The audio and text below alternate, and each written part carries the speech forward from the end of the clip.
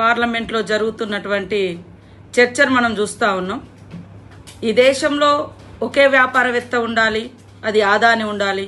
ఈ దేశంలో మొత్తం ప్రధానమంత్రి ఉండాలి, అది మోడీ ఉండాలి. ఈ దేశంలో ఒకే పార్టీ ఉండాలి, అది బీజేపీ ఉండాలనే టార్గెట్గా బీజేపీ మరి వ్యవహరిస్తున్న తీరు మనకు అద్దం పడుతుంది.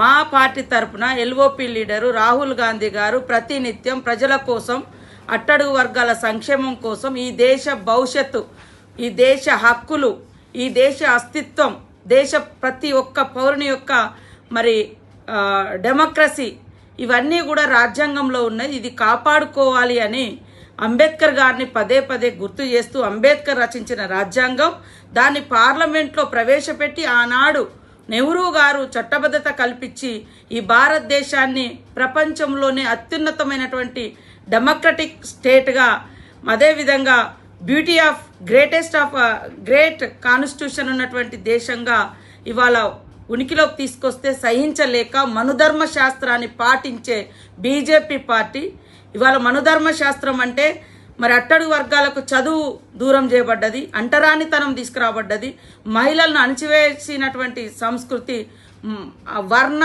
కుల మరి అదే విధంగా జాతి విభేదాలతో పరిపాలించేది మనుధర్మ శాస్త్రం.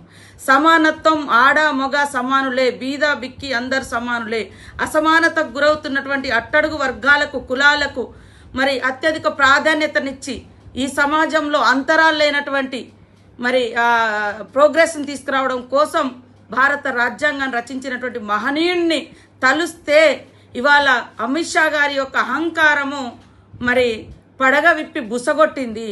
దాని ఫలితమే మీరు అంబేద్కర్ అంటే మరి ఏం సాధించలేరు, కానీ దేవుని పేరు తెలిస్తే మీరు స్వర్గానికి పోతారంటారు.